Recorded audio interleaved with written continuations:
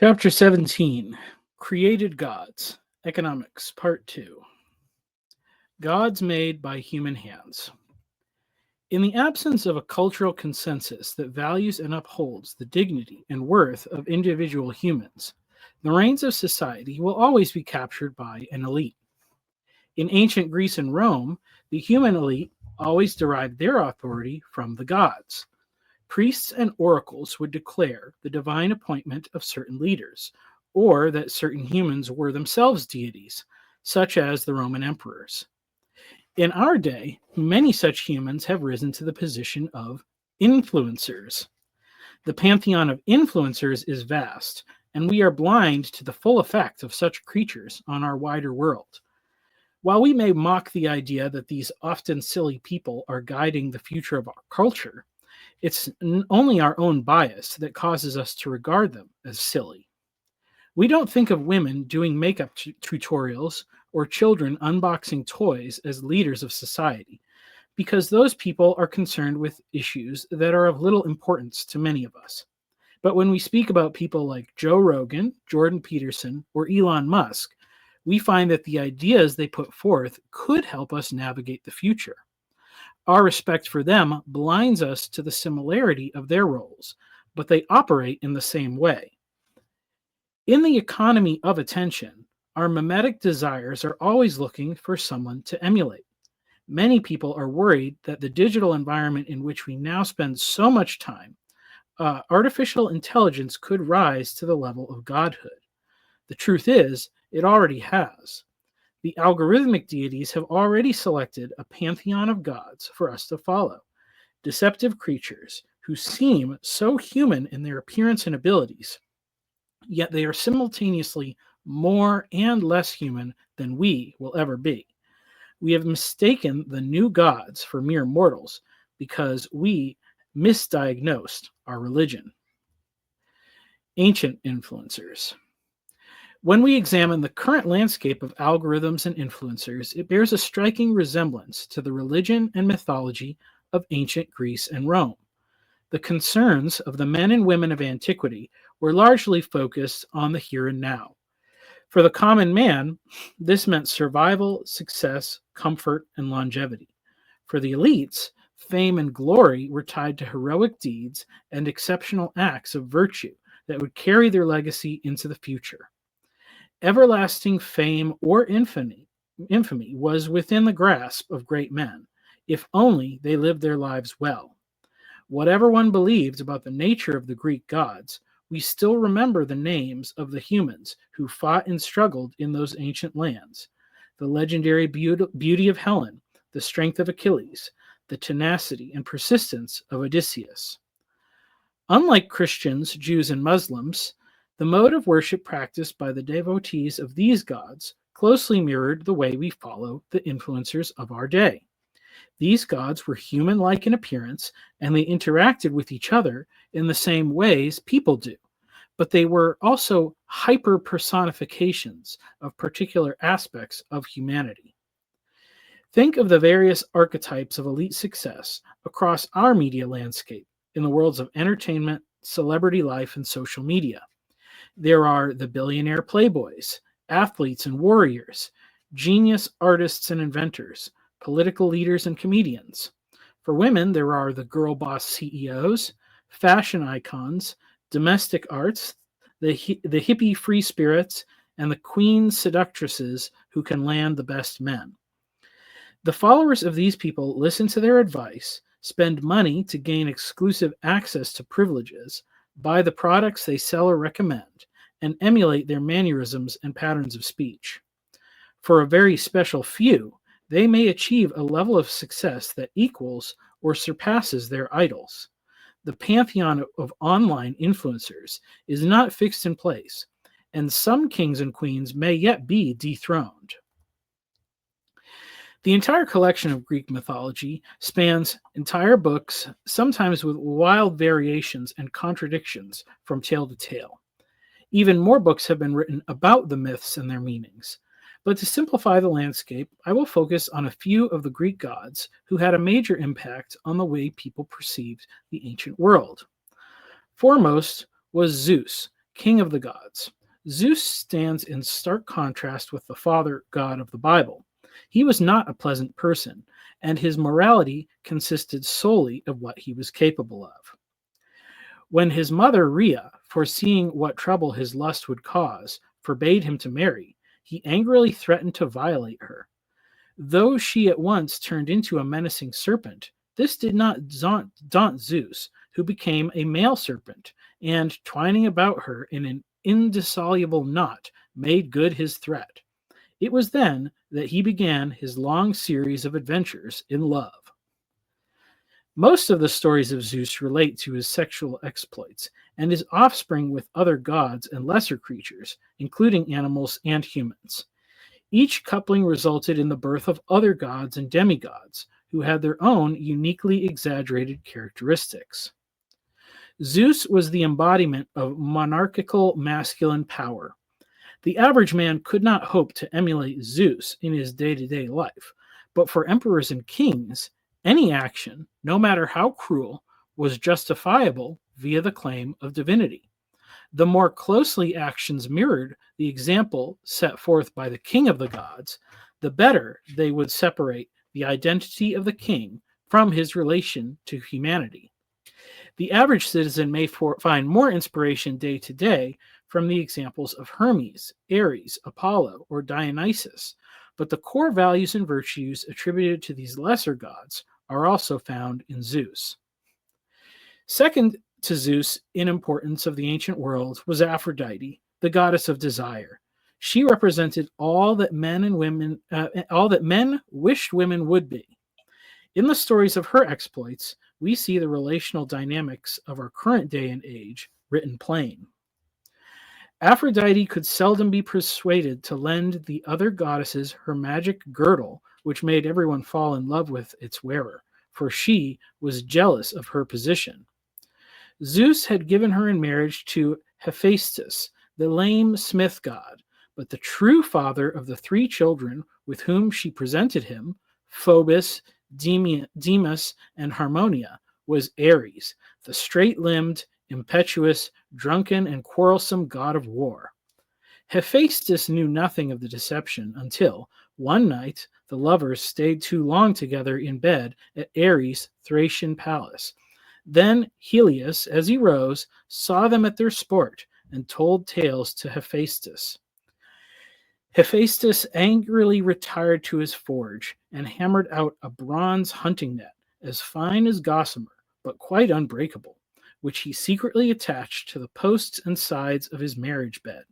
He told Aphrodite, who returned from Thrace, all smiles, explaining that she had been away on business at Corinth. "Pray excuse me, dear wife, I am taking a short holiday on Lemnos, my favorite island." Aphrodite did not offer to accompany him, and, when he was out of sight, sent hurriedly for Ares, who soon arrived. The two went merrily to bed, but at dawn found themselves entangled in the net, naked and unable to escape. Hephaestus, running back from his journey, surprised them there, and summoned all the gods to witness his dishonor. He then announced that he would not release his wife until the valuable marriage gifts which he had paid her adoptive father, Zeus, were restored to him. Up ran the gods to watch Aphrodite's embarrassment, but the goddesses, from a sense of delicacy, stayed in their houses. Apollo, nudging Hermes, asked, "You would not mind being in Ares' position, would you, net and all?" Hermes swore by his own head that he would not, even if there were 3 times as many nets, and all the goddesses were looking on with disapproval. At this, both gods laughed uproariously, but Zeus was so disgusted that he refused to hand back the marriage gifts or to interfere in a vulgar dispute between a husband and wife, declaring that Hephaestus was a fool to have made the affair public. Poseidon, who, as sight of Aphrodite's naked body, had fallen in love with her, concealed his jealousy of Ares and pretended to sympathize with Hephaestus. "Since Zeus refuses to help," he said, "I will undertake that Ares, as a fee for his release, pays the equivalent of the marriage gifts in question." Hephaestus replied gloomily, "But if Ares defaults, you will have to take his place under the net." "In Aphrodite's company?" Apollo asked, laughing. "I cannot think that Ares will default," Poseidon said nobly. "But if he should do so, I am ready to pay the debt and marry Aphrodite myself." So Ares was set at liberty and returned to Thrace, and Aphrodite went to Paphos, where she renewed her virginity in the sea.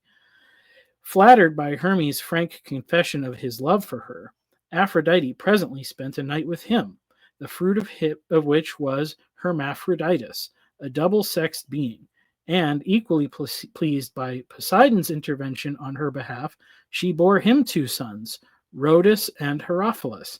Needless to say, Ares defaulted, pleading that if Zeus would not pay, why should he? In the end, nobody paid because Hephaestus was madly in love with Aphrodite and had no real intention of divorcing her. The portrayal of such a series of events would have been inconceivable during the heyday of primetime TV, yet their exploits sound completely plausible for our celebrity and influencer cast. Aphrodite acts like an ethot, Ares is a Chad, Hephaestus is a cuck, Hermes and Poseidon are simps. This behavior is pervasive throughout the myths, and it fueled a culture and economy that was centered around the quest to taste the fruits of Olympus: power, pleasure, and adoration. The hierarchical nature of the relationships between the gods, demigods, and humanity strongly influenced the stratification of society in the ancient world. The privileged and carefree lifestyle of the gods created a disdain for physical work, and citizens, longing to indulge in hedonism as a sign of their greater worth, treated slaves and barbarians with the same mix of pity and contempt that the gods had towards humans. Cities of the gods. This worldview also created rivalries between neighboring cities. Just as each god would often betray and abuse the trust of his fellow deities, cities and city-states would mimic the attitudes and actions of their patron gods towards the followers of rival deities and their cities. The practical result was moral relativity, as each city and cult valued the virtues associated with their own god as superior to the virtues of others. Which virtue you held highest would depend on precisely where you lived and which god was most closely associated with your city. Because of the capricious nature of the gods, a human could not rely on their own deity to protect them from the consequences of their actions. So no one would dare speak out against the other gods themselves. Instead, they would levy their attacks against the city and followers associated with that god. Not unlike our day, the most common forms of slings and arrows loosed upon a rival city or its citizens were mockery and insult. Aristophanes, the inventor of the comedic play, was a citizen of Athens and a follower of that city's patron, Athena, the goddess of wisdom.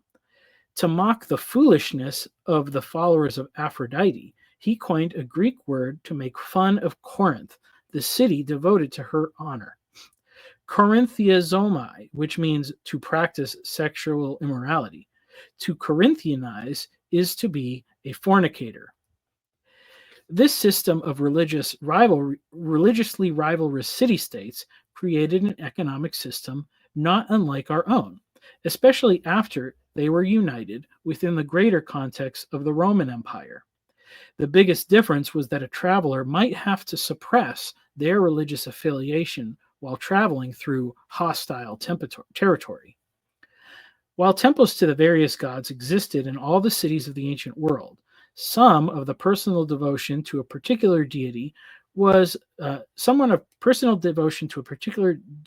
wise not to be critical of the patron god or goddess of a particular city, lest they offend the citizens. In our day, the internet has removed the physical barriers that separate diverse groups of people. People are funneled into online echo chambers, loyal to the tribe they most identify with, completely isolated from people with other points of view. At the same time, the person who most vehemently disagrees with them may reside within the same city or in the house next door or even under the same roof. The safety of the hometown and tribe now exists most purely in the anonymity of the digital domain. The physical locations where someone can trust their own group are like temples or embassies. Islands of refuge in the wild sea of secular neutrality are few and far between. Churches once represented such islands, but the familiar architecture is not enough to tell someone what kind of worshippers reside within. Signs and symbols from the bumper stickers on the cars parked outside are often more indicative of what gods are being worshipped than stained glass and steeple crosses. A stranger can quickly find themselves on the wrong side of a mob if they say or do anything to offend the local people's sense of the sacred. In our culture, this could mean cancellation for assuming that the observable visual appearance of a person's sexual characteristics correspond to their inner sense of gender identity. To survive in this volatile culture, those who hold convictions contrary to the correct definition of the good have learned to keep such thoughts and opinions to themselves, if they have anything to lose. Those without strong convictions will gravitate to the religion of the current majority. In 2024, this religion is centered around a concept of social justice, minority inclusion, and environmentalism. These concepts are all good things when viewed from a certain perspective, and they could not be articulated without the cultural grammar of Christianity. However, the current powers are championing all these causes in reaction to the gradual influence that Christianity has had over the last 2 millennia. Thus, the poor, the weak, and the strangers being marginalized are not the victims of natural disasters or the poor luck of fate, but people who are seeking to indulge in every hedonistic whim that sparks their interest. Sexual immorality of every type becomes a protected practice, and even the physically disabled rally against the people and organizations trying to meet their needs because it promotes ableism. In the Roman Empire, people would accept the customs and traditions of the cities and provinces in which they lived, or they would move to locations that better suited the way of life they wished to pursue. The primary way we once referred to someone's identity was by the place they called home: Persian or Greek, Anatolian or Egyptian, Corinthian or Ephesian. Our cities are no longer organized along the lines of shared history, but along the lines of intersectional oppression. People are at home when they are with other people who are queer, BIPOC, trans, or who share the same political affiliation. This religion is greater than the more commonly criticized woke movement, because that is only the left wing of a global empire. The right wing captures people with the same promises, clustered around conservative terminology and symbolism such as trad culture, religious or ethno-nationalism, and red pill movements. The opposition between these sides belies the fact that both seek the same path towards centralized power. This is why the Roman government would tolerate the diversity of people and lifestyles found throughout the empire. From the Vegas-like excesses of the Corinthians, the intellectual elitism of Athens, the prosperity-driven devotion of the Ephesians, and the religious fanaticism of the Judeans. They viewed all of these diverse and contradictory ways of life as viable alternatives, so long as they all remained subservient to the overarching authority of the imperial cult of the Roman emperor. The moral landscape, then and now. To cover all the parallels between the ancient world and our own would not be possible, but I will highlight some of the primary ones that seem particularly relevant to navigating our current mix of urban and digital wilderness. The spirit of Zeus is setting the overarching climate of our day. Often representative of the Christian concept of Satan, Paul refers to him as the prince of the power of the air, the spirit that is now at work in the sons of disobedience, Ephesians 2:2. This power is the one behind the face that appears in control. Called Zeus or Jupiter in antiquity, it is now hiding behind a ruse of several isms: materialism, humanism, nihilism. This spirit denounces that there is such a thing as spirits, but has driven this message through a preference of skepticism over faith, criticism over hope, and power over virtue. This spirit was represented by the presence of Roman power over all local gods and cities. As in the days of Rome, this god, above all others, had the power to command military action and to allow trade. Much of its current power is centered around the political and military apparatus of Washington, D.C., and the financial institutions of New York City, but it represents true collaborations between governments, corporations, and media. The spiritual hierarchy of powers behind the nations states of our world is unknown to us, but we can see the true allegiance of global powers by ignoring the areas over which they fight and studying the places in which they are united. The increase of intelligence and information control, financial control, and travel were shown in full effect during the COVID-19 pandemic. The whole world agreed to stick to the script, uniting the powers against the people. On the cultural level, lesser gods and their human followers jockey for power and influence under the authority of the highest powers. Hephaestus, Hermes, and Ares are driving powerful men in their ambitions. Technology and media are two routes through which ambitious men seek power in this world, especially as the online landscape has emerged. The Silicon Valley mogul has become the new king of our times. If he grew up without the prestige afforded to men with the power and physique of a Greek god, he can acquire it later on, as former nerds like Elon Musk and Mark Zuckerberg have done. Though a majority is currently coded to the leftist side of the political spectrum, these men actually use their influence to drive the broader acceptance of the left-right paradigm. The followers of Ares are those who gain status through the traditional masculine arts. Athletes, action heroes, and online personalities focused on physical transformation through fitness and appearance claim a divine right atop the hierarchy of status among lesser men. The Andrew Tates of the world and their imitators, the Chads and Giga Chads and their throngs of followers populate this cult of masculinity. This group is more often to be seen as a right-wing group, and those men who miss the mark physically still seek to put their faith in these movements, seeking a return to a society that reveres male supremacy.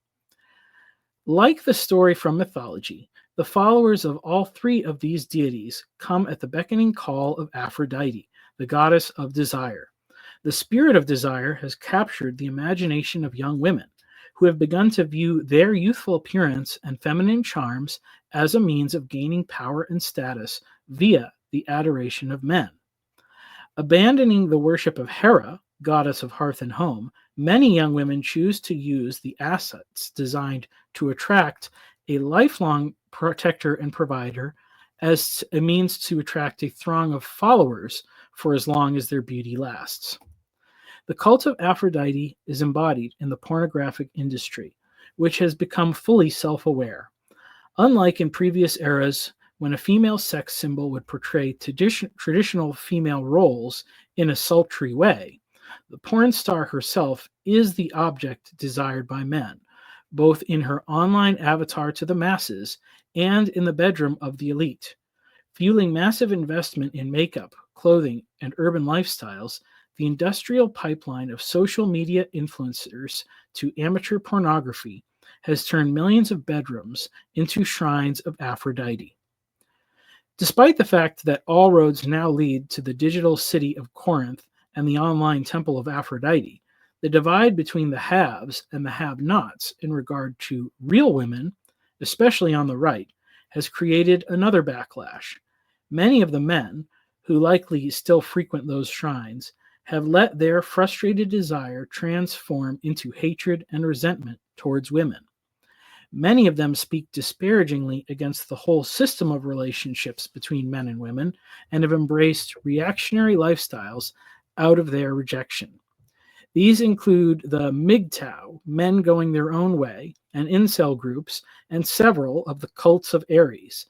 The admiration of the Chad has transformed their desire to become a Chad into the desire to have or be had by a Chad, as theirs is the only opinion that matters. This is largely fueled by the worship of Narcissus, but influenced by the cult of Ares and the other masculine gods. Hyper-masculine homosexuality is advocated by characters such as the Bronze Age pervert, whose name readily flaunts the return to worship of the old gods. Similar influencers will invoke the martial spirit of ancient Sparta or the philosophical schools of cynicism and stoicism.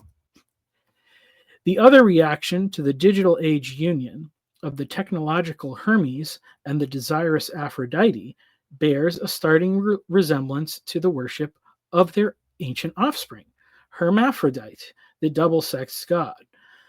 The practice, now called transgenderism, had its own ancient equivalents, often forced upon male slaves with a delicate appearance. The removal of the testicles was a common means of stopping the arrival of coarse, masculine features.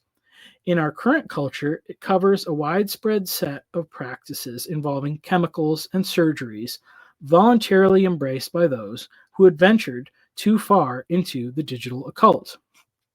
One final piece of ancient history is necessary to understand the current system, and that is the influence of Artemis of the Ephesians.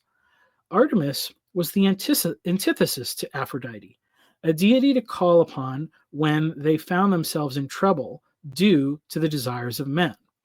The cult of the virgin huntress was the ancient equivalent to modern feminism. When every man views every woman as nothing more than a fleshy apparatus for bestial appetites, the appeal of Artemis in the ancient world becomes apparent. The rise of the corporate girl boss and every other flavor of independent woman has a real utility in a world saturated in images designed to fuel the lower impulses of men. In the city of Lycia, about 10 days' walk south of Ephesus, the god was worshipped as Artemis Eleutheria, the epithet associating her with the goddess of freedom or liberty.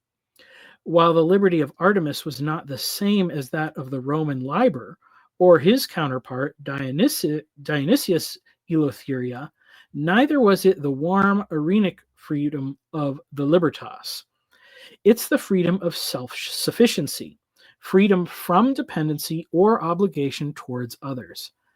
As in our own day, women who sought their own economic successes as an alternative to reliance on husbands found themselves either in a position of relative contentment or as victims of their own success. The quality of men who would be happy to live as kept men by rich wives was as low then as it is now, but the risks were higher in the past. The greater difference is how much more widespread this lifestyle is in our current day due to the rights and freedoms gained by women through the progressive influence of Christian morality over the centuries. If you are reading this as a man, frustrated by the loss of economic opportunities and marriage partners due to the increasing worship of Artemis and Aphrodite, the following account should serve as encouragement. The viral message of the true freedom offered through Christianity was able to take hold in the city dominated by the worship of Artemis because it threatened to cut down the whole system of pagan worship in the area most vital to its continued existence, its financial economy. The economic impact of hope. The ancient land of Anatolia was always destined for economic greatness. It was the midpoint of civilization, connecting east and west by land and north and south by sea. Many have said all roads lead to Rome, but those same roads all went through Anatolia.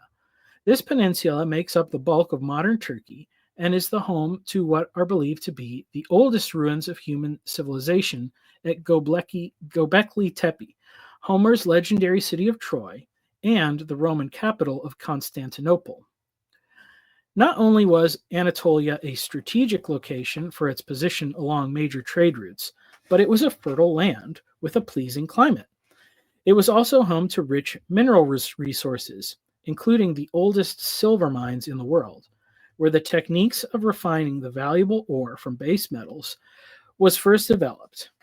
In the time of Paul the Apostle, these various advantageous forces coalesced to make Ephesus the most important city in all of Anatolia. The city of Ephesus was an influential hub of industry in the temple economy of the ancient world. Most famous for the temple of the great goddess Artemis of the Ephesians, known by the Romans as Diana. In a world ruled by emperors and kings, full of households ruled by men, Artemis was a paragon of hope for women throughout the land. Artemis was an archer, the goddess of the hunt, the wilderness, and wild animals. A perpetual virgin, she was a woman freed from the constraints of marriage and household. Yet she cared for the plight of women who were not so fortunate. Artemis was the goddess of midwives and childbirth. As she had watched her own mother labor for 9 days, giving birth to her brother Apollo, she watched over women during the difficulty of childbearing. Throughout the ancient world, women had little control over their bodies. Wives, slaves, and prostitutes were all subject to the desires of the men in their lives. Yet the primary fear of women in antiquity was not in regards to the kindness or cruelty of the man who laid claim to their body. Their fear was that any such encounter could result in a death sentence. In the ancient world, any pregnancy could result in the woman's death. Unlike in our day, when reliable contraception has become widespread, the dangerous cost of a man's urge fell on the woman's head to pay. This was one reason why Artemis was popular. She was the supplier of magic. The magic described in the account of Acts 19 was a literary form of magic, the curious art, as it is referred to by both Alan Moore and the King James Bible, is also mentioned in 1 Timothy, when Paul rebukes the younger widows for saying what they should not in regards to periargos. While this magic speech seems trivial when translated as tattling and gossip, these are feminine arts used to shift the balance of power by lowering the status of one woman in regard to another. But while this literary magic was emphasized in the Bible's account of the riot at Ephesus, there was a physical aspect to it as well. The figure of Artemis statue is covered in hundreds of tiny bags containing magic. Those bags most likely contained herbal concoctions that were taken to produce a desired result, a cause and effect relationship, often related to the plight of women in the form of contraception or abortifacients. This particular use of the arts was known as pharmakeia, from which we derive the word for pharmaceuticals, and often translated simply as witchcraft or sorcery, was a system of cause and effect. Books prescribed treatments to ensure desired outcomes, whether it was the aforementioned solutions to fertility or the desire to see visions. But Artemis bore similarities to older forms of devotion, as she was often equated with Selene, the moon goddess of Greece, and Diana, her Roman counterpart, was often referred to as a cognate of Luna. The cycle of the moon is the means through which women would regulate their fertility, whether in a desire to achieve a pregnancy or avoid one. Artemis was the one who set the pattern of the woman's cycle by the revolving patterns of the lunar clock.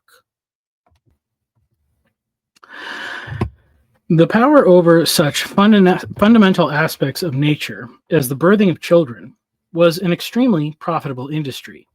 People would come from far and wide to visit the Temple of Artemis and procure her blessing over the areas of concern. Combined with the natural resources and trade routes local to the area, the economic power of Ephesus was massive. This led to a massive crisis among the businessmen when a curious new religious movement began to grow in the city of Ephesus.